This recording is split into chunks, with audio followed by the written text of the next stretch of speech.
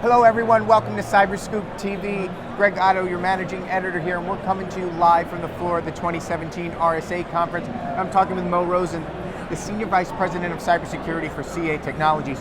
Mo, thanks for joining us today. Great to be here. So, a lot of our audience is public sector based. Talk to me about how CA Technologies is helping the public sector wrap their arms around their cybersecurity posture. Right, so we have a very large business with public sector, from our agile management to our DevOps portfolio all the way through security. Obviously security is in the limelight these days. Right. In public sector. We have a very large installed base. We were part of the original cyber sprint a little ways ago. Okay. At that crazy time when we had 30 days to deploy across a ton of agencies. Right. And so we're in the thick of it. And not only that, but yesterday Chairman McCall gave his keynote. Right. And he's very focused on increasing our cyber ability and our cyber effectiveness in the Fed. And So let's talk about what Chairman McCall said. He did say that at one point he feels that we are losing the war in the digital battle space. Yeah. What can you do to help the federal government defend against themselves as this war rages every day? Right, so that was the dialogue we had, and I think that he, like we heard from Microsoft as well, everybody's kind of concerned about the growing state-sponsored cyber Right. attacks, and that's his real focus. And I think his view isn't that we're fighting the fight, not fighting the fight. His view is that we have to step up our game and work together between industry, government, and by the way, international governments, if we're going to wind up being effective. So that was his keynote, but after his keynote, there was a roundtable with a select few set of security leaders. Interesting. And I participated in the roundtable, and we kind of focused in a few areas. Some of them were shorter term. There's fingers crossed, shortly a new executive order coming out about cyber and some key elements we've all been working on that. A key piece of that was something he's been championing for a long time, which is broader information sharing between private sector and Fed, and between private sector and private sector. And he's worked very hard on that, limiting liabilities so that we can share information more freely and don't accidentally trip across any liability issues.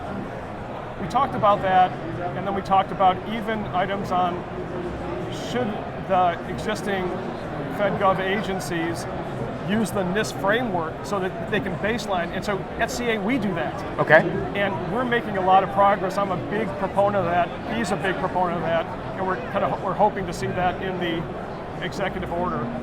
But one of the interesting pieces of the conversation, and we focused on primarily information sharing, a little bit of policy, and a little bit of IoT. Okay.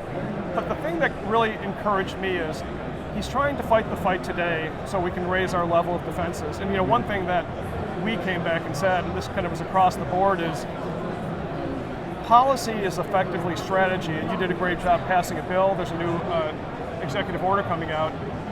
But unless we can streamline the acquisition process in the Fed, Right. so they can take advantage of these new technologies, it's strategy with no operational piece to it. And so we talked about that, and he's working very hard on that piece.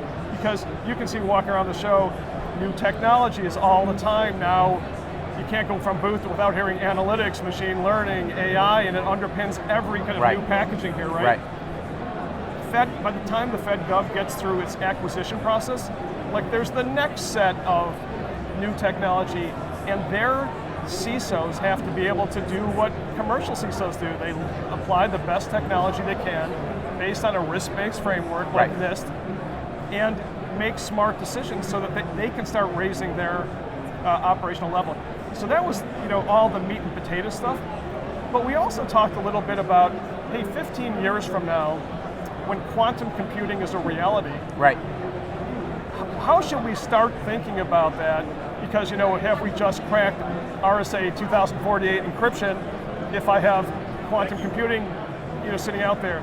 And the idea to me that there's leadership in Congress with the guy who's thinking about the direction particles spin and entanglements between particles is really encouraging to me, because it's not just fighting.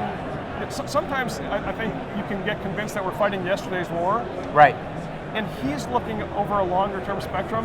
And I walked away, and I've been in this business for a long time, I was really encouraged by that. Nice. It's nice to hear those encouraging things, because a lot of this can be depressing. Okay. So it's good to hear that there is some optimism going on at RSA this year. So Mo, appreciate your insights. Thanks for taking some time to talk with us Hey, today. thanks very much. I appreciate it.